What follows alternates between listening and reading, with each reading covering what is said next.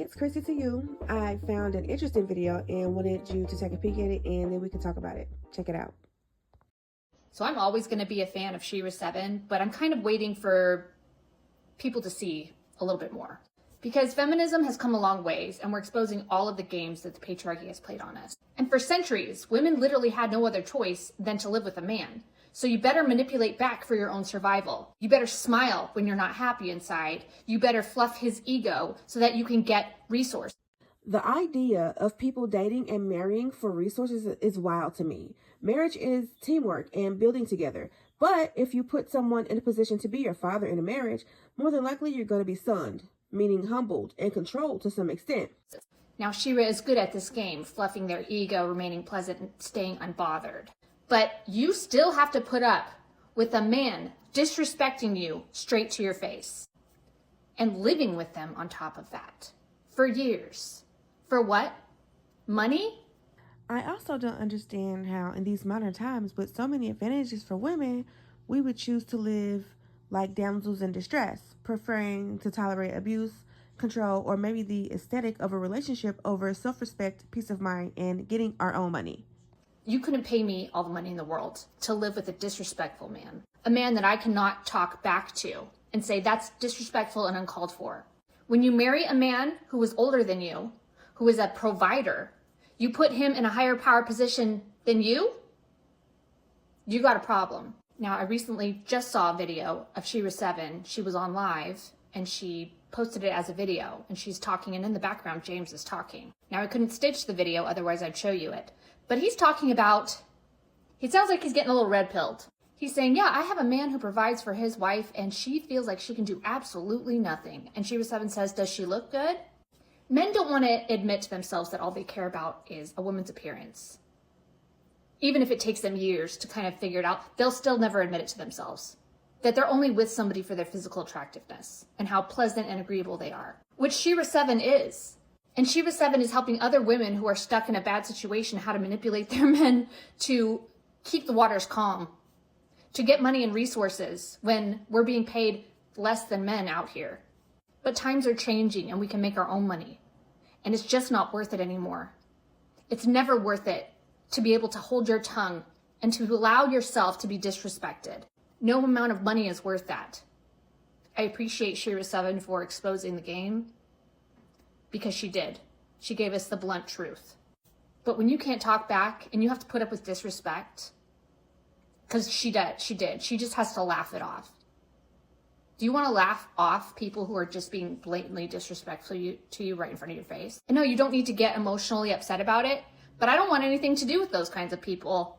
I don't want anything to do with somebody who talks like that to me, who's trying to give me an example of another couple. The only thing he should be saying is, I'm so glad you're in my life. I'm so glad I'm happy with you.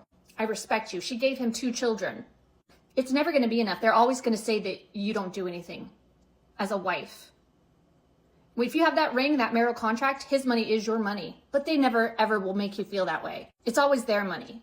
It's always you do nothing. As if taking care of children wasn't like working for 30 years straight, crammed into 10 years, or even to 5 years when they're babies. That's full time.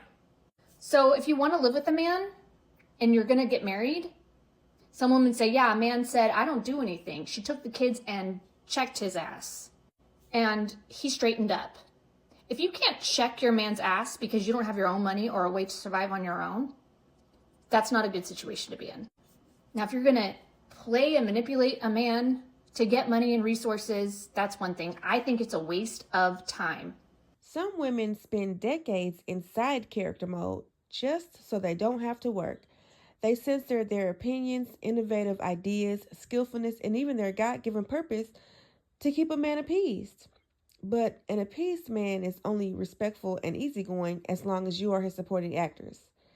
In a partnership, there should be equal gain. This doesn't sound like a fair trade to me. Because while you're playing manipulation games with people, you could be building yourself up. You could be building a business. You can be getting better every single day. I have grown men tell me, oh, you must have somebody paying your bills. No. I've just decided to focus and work on myself, to build myself, because I don't ever want to ask a man for money ever again. It's degrading. I honestly think that if a man wants to have a baby with you, he should pay you cash up front and be your husband and be supportive. Pay you because it's a job, because you're putting your life in danger, because we pay surrogate mothers to give birth, but your husband will never pay you. That's just something you like to do, right?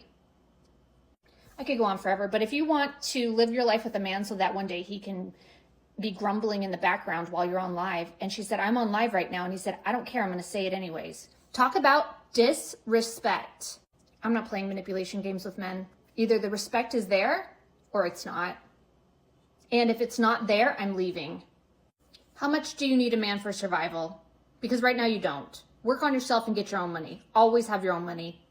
Or you may end up one day trapped with a man grumbling and complaining, gaslighting you and being disrespectful to you while you're on live trying to build yourself. I've seen so many women get married and become utterly shocked that their man needs their ego stroked in order for him to do the bare minimum.